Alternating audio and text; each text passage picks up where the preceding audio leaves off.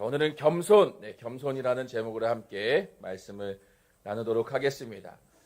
얼마 전 방영한 드라마인데 혹시 보신 분들이 계신지 모르겠는데 제목이 뭐냐면 서울 자가의 대기업 다니는 김 부장 이야기라는 드라마가 있었습니다. 보셨나요? 네, 보셨군요. 네. 성가대원 분들만 보신 것 같아요. 재밌으셨나요? 네, 재밌으셨답니다. 네. 내용이 뭐냐? 제목 그대로 서울의 자가를 가지고 있는, 물론 대출이 껴있지만 대기업에 다니는 부장님의 이야기입니다. 중년 남자의 삶의 모습을 이렇게 그리고 있는 이야기인데요. 그 주인공, 중년 남자 주인공은 그 위치에 오르기 위해서 열심으로 애쓰며 수고하며 살아왔습니다. 또 그 애써서 이룬 것에 대한 나름대로 자부심도 있고요. 또 더 높은 자리로 올라갈 것을 또 기대하기도 합니다. 근데 어떻게 되나요? 말해도 될까요? 스포이긴 한데 어차피 보실 거 아니니까, 그죠? 어떻게 되냐? 승진하길 기대하지만 더 이상 승진하지 못하고 회사를 나오게 됩니다. 또 회사를 나오지만 여전히 자기가 대기업 부장님이었다는 그 버리지 못하는 자존심, 그렇지만 또 현실에 나와서는 대기업 부장님 현실에서 인정받나요? 그냥 동네 아저씨, 그 현실의 괴리 사이에서 고민하고 또 좌절도 맛보고 하는 그런 내용입니다.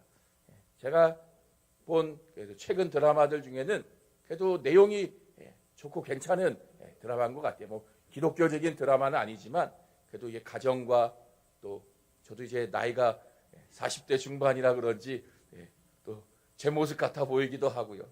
아마 40대, 50대, 60대 남성분들의 드라마 보시면서 남자 주인공의 마음을 아마 공감하실 것 같아요. 또 여자분들도 아마 똑같이 그 아내의 마음을 공감하실 거라 생각합니다. 자, 우리는 누구나 사람들에게 인정받고 또 대접받고 싶어 합니다. 내가 어떤 사람인가 사람들에게 칭찬받고 또 나를 자랑하고 드러내고 싶은 것이 우리의 마음이죠. 자신이 이룬 업적, 내가 올라간 그 위치, 그것이 높으면 높을수록 사람의 자존심과 자아는 더 커지게 되고요. 또 그만큼 사람들에게 인정받고 싶고 대접받고 싶은 마음도 더 커지게 됩니다. 사람이 나이가 들어갈수록 다른 사람들에게 인정받고 대접받고 싶어하는 이유가 무엇이겠습니까? 지금까지 이루어온 자신의 그 가치를 어느 순간부터 점점 잃어간다라는 그런 마음이 들기 시작하면서 나의 존재에 대한 그런 점점 무가치해져 감을 느끼게 될 때에 그렇지 않음을 더 증명받고 싶고 인정받고 싶은 마음에 사람이 나이 들수록 더 큰 소리를 내게 되고 또 사람들에게 대접받으려고 하게 되는 것 같습니다. 그러나 우리가 어떻습니까? 더 높은 자리에 올라갈수록 또는 더 나이가 들수록 오히려 인정받으려고 소리를 크게 내고 자기를 드러내고 하는 사람보다도 오히려 겸손하게 행하는 사람들을 보면서 그 사람은 참 더 대단하다, 위대함을 우리가 느끼게 됩니다. 왜냐? 그렇게 하는 것이 쉽지 않음을 우리가 알기 때문이죠. 오늘은 이 겸손이라는 성품에 대해서 함께 나누어 보고자 합니다. 우리 오늘 말씀을 통해서 왜 우리가 겸손해야 하는지, 성경이 말하는 그 겸손은 어떠한 모습인가를 우리가 같이 한번 오늘 본문의 말씀을 통해 생각해 보았으면 하는데요. 자, 오늘 본문의 말씀은 그리스도의 복음 안에서 이루어진 공동체의 모습이 어떠한가를 보여주고 있는 말씀이라고 할 수 있습니다. 이 말씀 가운데 바울이 뭐라고 말하는가? 먼저는 이렇게 말하는데요. 우리 1절과 2절 같이 한번 읽어보겠습니다. 그러므로 그리스도 안에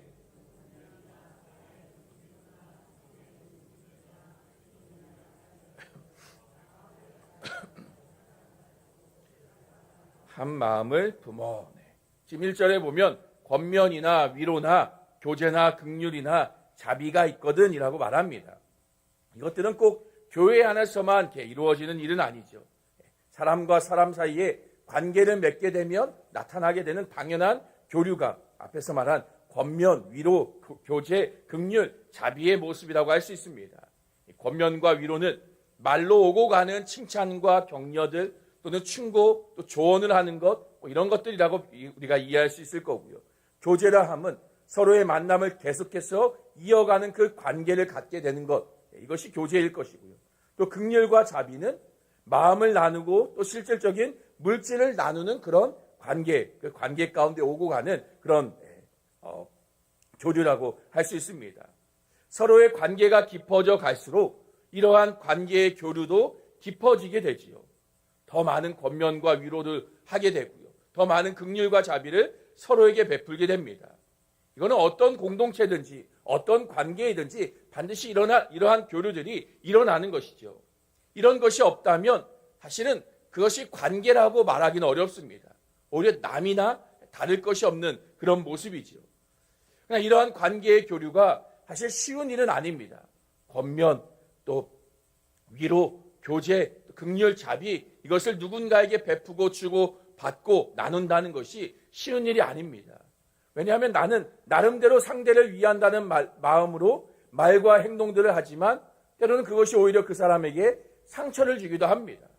또 반대로 상대가 나를 위해서 한다고 하는 그 말과 행동에 나도 상처를 받기도 하지요. 어느 정도까지 내가 해야 하는 것인지, 어느 선에서 멈춰야 하는지 사실 우리는 그것을 정확히 명확히 알 수 없기 때문에, 또 상대의 마음이 어떻게 느끼는가 우리는 그것을 알 수 없기 때문에 그런 교류를 나눈다는 것이 쉬운 일이 결코 아닙니다. 세상에서 만나는 사람과의 관계만 그런 것이 아니죠. 교회 안에서 만나는 사람들과의 관계에서도 그 교류를 주고받는 것들이 쉽지 않습니다. 아니 어쩌면 교회 안에서 우리는 그 관계에서 더 많은 상처를 교회 안에서 주고받기도 합니다. 제가 청년 사역할 때 보면 청년들과 대화를 나누어 보면요, 어려서부터 한 교회에서 나고 자란 친구들일수록 교회와 또 교회 성도님들에 향한 상처가 더 많은 것을 보게 됩니다. 어려서부터 어른들의 말과 행동 하나하나에 크고 작은 상처들을 어려서부터 입게 되고 그것이 쌓이고 쌓이면서 교회를 떠나고 싶어 하기도 하고요. 또 실제로 다른 교회로 옮겨가거나 아주 교회를 떠나버린 그런 청년들을 보게 됩니다. 물론 어른들 입장에서는 관심과 사랑으로 했던 말과 행동이었는데 그것이 그들에게는 상처가 되었고요. 또 그 모습 가운데에 상처를 받고 오해하는 그들의 물론 잘못과 그것을 받아들이지 못하는 그의 마음의 문제도 있기는 하지만 사실 우리가 어른인 우리의 입장에서 본다면 어려서부터 우리가 봐온 아이라고 해서 나에게 너무나 익숙하고 편하다고 해서 너무나 쉽게 말하고 행동하였던 우리의 잘못도 우리는 스스로 돌아봐야 할 것입니다. 사실 나는 너 생각해서 하는 말이야. 너랑 가깝기 때문에 그러는 거야 라고 말하지만 그것이 상대에게는 어떻게 받아들여지는가 우리는 생각해 볼 필요가 있는 것이죠. 상대의 감정, 마음, 사실 그것을 고려하지 않고 하는 말과 행동은 그것이 아무리 맞는 말이고 좋은 것이라 하더라도요, 때로는 좋지 않은 결과들을 낳기도 합니다. 우리 안에도 그렇지 않습니까? 같은 목장의 식구들과의 관계에서 또 같은 전도회의 사람들과의 관계에서 사실 오랫동안 교회 안에서 함께 교제하고 관계를 맺었던 그 사회들 안에서 누군가의 말 한마디 또 행동 하나에 상처를 받기도 하고요. 또 마음이 상하기도 하고요. 또 누군가는 그래서 교회를 옮기기도 하고 떠나는 경우들도 있습니다. 분명히 우리가 이런 것들을 생각해보고 조심해야 될 부분이기는 하지요. 세상의 관계에서보다 교회 안에서 그런 일들을 더 많이 겪게 되는 것은 사실 그만큼 우리가 더 밀접하고 가까운 관계이기 때문에 그런 것이기도 합니다. 세상에서는, 세상 사람들과의 관계에서는 적당한 거리를 두고 우리는 관계를 맺습니다. 세상의 사람들은요, 적당한 선을 정해두고 적정선을 서로를 지키려고 합니다. 그것이 예의라 생각하고 그것이 서로에게 좋은 것이라 여깁니다. 왜 그렇습니까? 서로가 남이기 때문이죠. 남이기 때문에 상대의 그 선을 넘지 않을 만큼 그 관계를 적당하게 거리를 두는 것이 서로에게 좋은 배려이고 서로를 위한 것이라 세상은 말하는 것이죠. 그렇게 그만큼 상처 또한 덜 주고 덜 받게 됩니다. 근데 교회는 어떤가요? 교회는 그 선을 넘어가는 관계입니다. 정말 밀접하고 친밀한, 정말 가족과 같은 관계. 아니, 우리는 그리스도 안에서 가족이 되어진 관계인 것이죠. 그러다 보니까 상처를 더 주고 받기도 합니다. 그래서 우리가 생각해 보면요, 세상에서 가장 많은 상처를 주고받는 관계가 누구인가요? 바로 가장 가깝고 친밀한 가족끼리 가장 많은 상처를 주고받죠. 정말 가장 가까운 관계여야 되는 부부 관계 안에서요, 우리는 가장 많은 상처를 주고받습니다. 또 형제 관계 사이에서요, 형제 사이에서 서로에게 상처를 주고받고요, 부모 자녀 간에도요, 서로에게 상처를 주고받습니다. 왜 그런가요? 남이 아니라 가족이기 때문에 오히려 더 많은 상처를 주기도 하죠. 더 친밀하고 가깝기 때문에요. 더 많은 말들을 나누고 더 많은 것들을 교류하기 때문에요. 더 많은 상처를 주고 받는 것이죠. 또 그러면서도 가장 많이 이해하고 용서하고 품어주는 관계가 가족의 관계입니다. 교회는, 또 교회로 모인 우리는요, 한 가족이라는 사실을 기억해야 됩니다. 복음 안에서, 그리스도 안에서 우리는 하나가 되어진 한 가족입니다. 그래서 우리는 그래서 바울은 오늘 본문의 2절 말씀에 보면요, 마음을 같이하여 같은 사랑을 가지고 뜻을 합하여 한 마음을 품으라 말하고 있는 것이죠. 가족이기 때문에 때로는 서로 상처를 주고 서로에게 아픔이 있기도 하지만 한 마음을 품고 하나 되어서 함께 사랑하며 한 마음으로 같이 가야 되는 것이 교회임을 바울은 말하고 있습니다. 물론 그렇다고 했어요, 가족이니까 함부로 말하고 함부로 행동해도 된다는 것은 아닙니다. 가족이라 할지라도 서로에게 가져야 되는, 더 친밀하고 가깝기 때문에 서로에게 가져야 되는 태도와 마음이 있는 것이죠. 그것이 무엇이냐? 바울은 이어서 이렇게 말합니다. 우리 3절과 4절 같이 한번 읽어보겠습니다. 아무 일에든지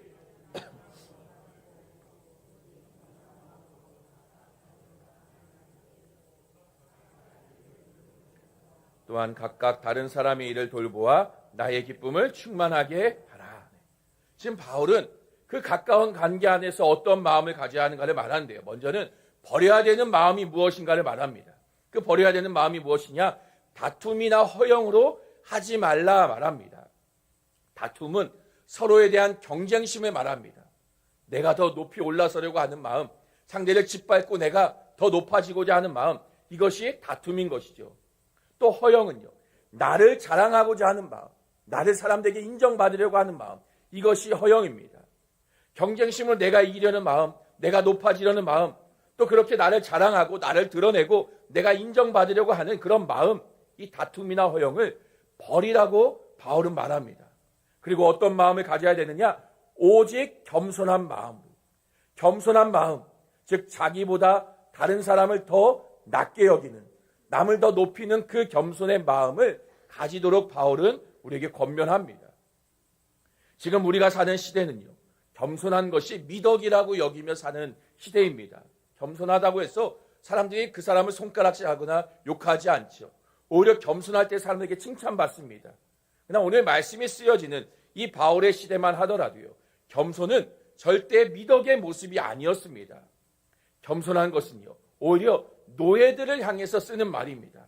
노예, 종, 그 천한 신분을 가졌기 때문에 그들은 겸손해야만 했습니다. 아니, 그들은 겸손할 수밖에 없는 것이죠. 가진 것이 없으니까, 능력이 없으니까. 종과 노예는 자기의 어떤 주장을 말하거나 자기 의견을 펼칠 수 있는 그런 존재가 아니었기 때문이에요. 자기를 낮춰야 됐고요, 자기를 가려야 됐고요, 자기의 주인만을 높이며 그를 대접하는 것이 종이 해야 되는 모습입니다. 종이 가져야 하는 마음과 태도, 그것이 겸손이었던 것이죠. 반면에 가진 것이 많은 사람들, 또 신분이 높은 사람들은 그에 걸맞은 행동을 하는 것이 오히려 미덕이었습니다. 자기의 신분에 맞게 자기를 높여야 되고요, 자신을 드러내야 되고요, 자기를 자랑하는 것, 그것이 오히려 미덕으로 여겨졌던 것이 이 당시 시대의 모습인 것이죠. 왜 그러냐?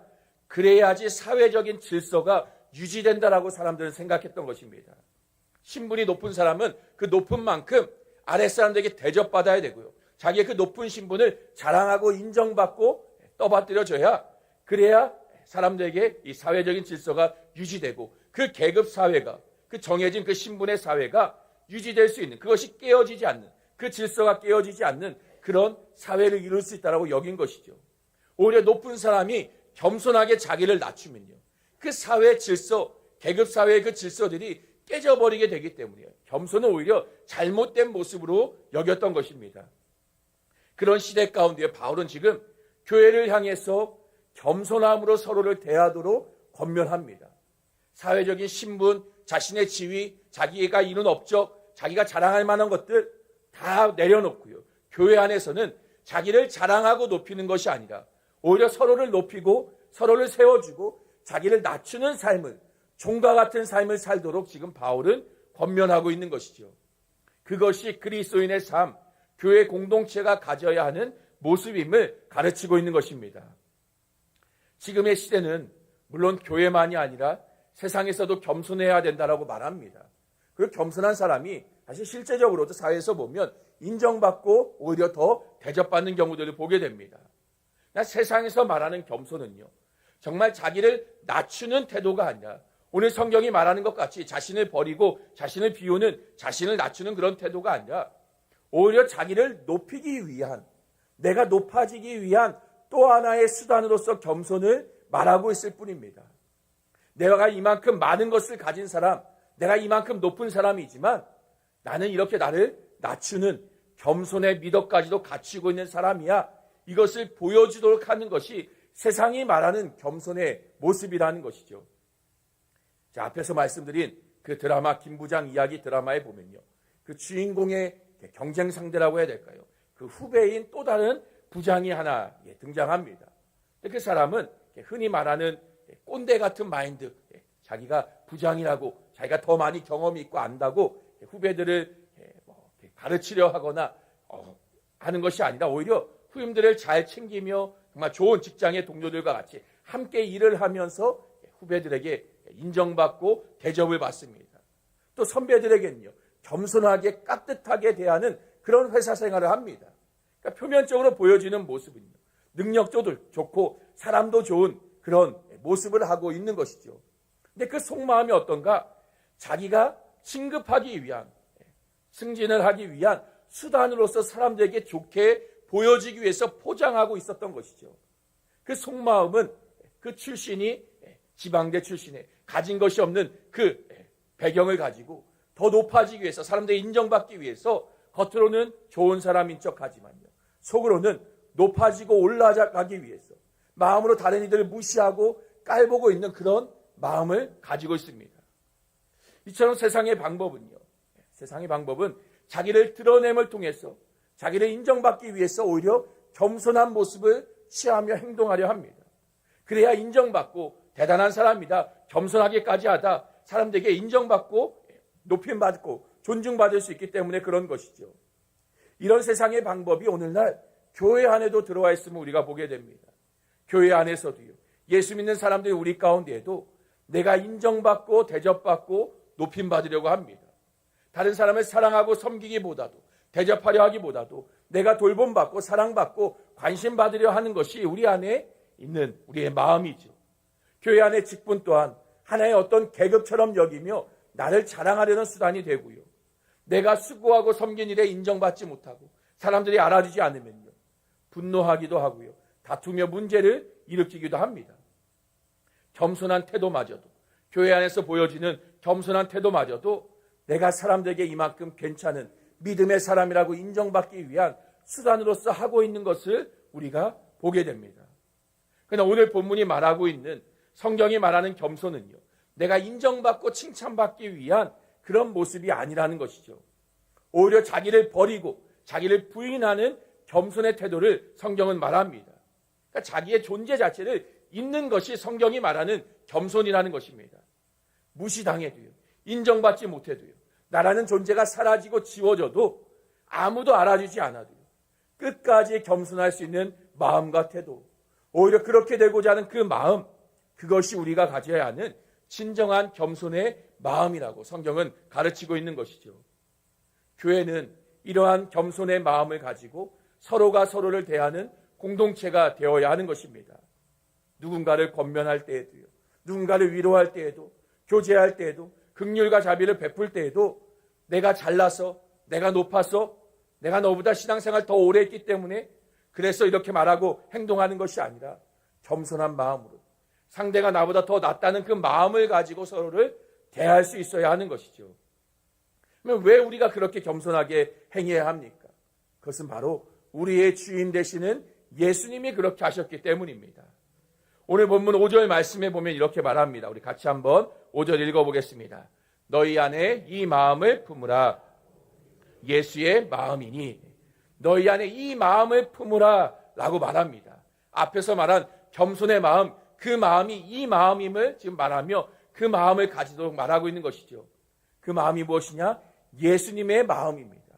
그럼 예수님이 어떻게까지 겸손하셨길래 어떠한 겸손의 마음을 가지셨는가? 바울은 이어서 말하는데요. 우리 6절부터 8절도 같이 한번 읽어보겠습니다.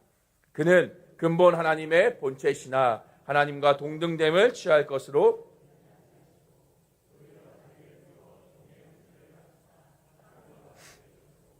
사람의 모양으로 나타나사 자기를 낮추시고 죽기까지 복종하셨으니 곧 십자가에 죽으심이라. 예수님이 어떻게 겸손하셨는가를 지금 바울은 말합니다. 그는 근본 하나님의 본체, 즉 하나님이신 분이셨습니다. 그러나 하나님과 동등됨을 취할 것을 여기지 않으십니다. 하나님처럼 영광 받으시고 대접 받으시고 높임 받으신 것이 마땅하신 분이신데 그러한 대접을 받으려 하지 않으셨다라는 것이죠. 오히려 자기를 비워서요. 근본 하나님이신 하나님께서 그 본체이신 하나님을, 그 신성을 버리셨습니다. 그리고 종의 형체를 가지사 사람들과 같이 되십니다. 자기를 비웠어요. 피조물인 사람이 되신 분이 예수님이신 거죠. 예수님은요, 낮아진 척, 겸손한 척 하신 것이 아닙니다. 진짜로 낮아지신 것이죠. 사람이 되셨습니다. 그 겸손의 모습을 행하신 예수님이신 것이죠. 개를 좋아하시는 분들, 또 개를 키우시는 분들이 계실 텐데요. 요즘은 개를 너무 좋아해서 개를 자식처럼 여깁니다. 그 개를 좋아하는 사람들에게요. 뭐라고 말해야 될지 모르겠네요. 개를 너무 사랑하니까 그 사람에게 개와 같다라고 말하면 좋아하나요? 개를 사랑하고 좋아해도 개처럼 살아라, 개와 같다, 개가 되어라 라고 말하면 기분을 나빠합니다. 욕이 되어지지요. 왜 그렇습니까? 개와 사람은 전혀 다른 존재이기 때문이지요. 개에 비하면 사람은요, 훨씬 월등한 존재입니다. 그런 사람에게 개가 되라고 말하는 것이죠. 그를 낮추는 것이죠. 하물며 창조주이신 하나님이요, 피조물인 사람이 되셨습니다. 사람과 개의 차이보다도요, 하나님과 사람의 차이가 훨씬 더 그 간격이 큰 것이죠. 그런 하나님께서 사람이 되십니다. 사람인 척 하신 것이 아니라요, 실제 사람이 되셨습니다. 그 모든 하늘의 영광과 권능과 보좌를 버리시고요, 사람이 되셔서 그 작은 사람, 그 아기의 모습으로 이 땅 가운데에 오셔서 우리와 똑같은 모습으로 살아가셨습니다. 또 그렇게 사람이 되셔서 하신 일이 무엇인가요? 자기를 낮추시고 죽기까지 복종하십니다. 제자들의 발을 씻기시고요, 섬기시고요, 낮아지신 예수님이셨고요, 무엇보다도 우리의 모든 죄를 짊어지시고 십자가에서 죽으십니다. 이것이 예수님께서 그 겸손한 마음을 가지고 우리를 위해서 행하신 일인 것이죠. 왜 그렇게 하셨습니까? 자신이 높아지기 위해서 하셨나요? 자기를 자랑하기 위해서 하셨나요? 물론 예수님은요, 자신을 낮추심을 통해서 하나님께서 그분을 지극히 높은 이름이 되게, 가장 높은 이름이 되게 하셨습니다. 그러나 예수님은 자신을 그렇게 낮추지 않으셔도요, 이미 가장 높으신 분이셨습니다. 십자가의 죽으심으로 가장 낮아지신 그분을 하나님이 높이심은요, 본래 예수님의 그 자리로 되돌리셨을 뿐인 것이죠. 그러니까 예수님은 낮아지시고 겸손함을 통해서 자기가 얻는 어떤 이득이 전혀 없었던 것이죠. 그럼에도 왜 예수님이 십자가에 죽기까지 낮아지셨는가? 자신을 위해서가 아니라요, 우리를 위해서였습니다. 우리를 높이시기 위해서요, 우리에게 하나님의 나라를 주시기 위해서, 또 하늘의 모든 영광과 축복을 우리에게 주기 위해서요. 예수님은 자신을 버리셨고 낮아지시는 그 겸손함으로 행하신 것입니다. 우리는 예수님이 우리를 위해 행하신 그 겸손함으로 인해서요, 예수님과 함께 높아지게 되었고요, 예수님이 가지셨던 그 모든 영광과 축복을 받게 되었습니다. 이제 우리는 더 이상 내 스스로 나의 존재와 가치를 증명해야 되거나 나를 드러낼 필요가 없게 된 것이지요. 예수님 안에서 내가 어떤 존재인가가 증명되었기 때문입니다. 그렇게 이제 우리는요, 얼마든지 겸손한 마음으로 다른 이들을 대할 수 있습니다. 내가 높임받고 대접받기 위해서가 아니라요, 그저 나의 그 상대를 높여주고 그를 인정하기 위해서, 그에게 모든 것을 돌려주기 위해서 우리는 겸손함으로 누구든지 대할 수 있는 것입니다. 이렇게 복음은요, 우리를 겸손하게 만듭니다.